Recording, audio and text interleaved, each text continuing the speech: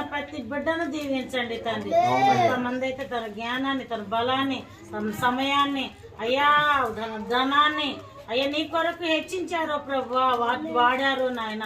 వారికి నూరంతలు ఇహమందే కాదు పరమందు కూడా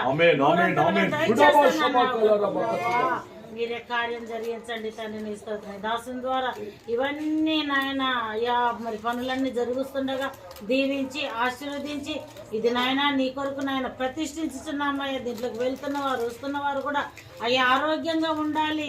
వారి హృదయాలు, వారి మనస్సు, వారి తలంపులు కడగబడాలి. నీ రక్తం ద్వారా కడిగి అనేకులు రక్షణ పొంది నాయన బాప్తిసాలు తీసుకొని ప్రభు నీ రాజ్యం కొరకు కట్టబడినట్లుగా కృప చూపించమని యేసయ్య నామమున అడుగుచున్నాము తండ్రి. హల్లెలూయా.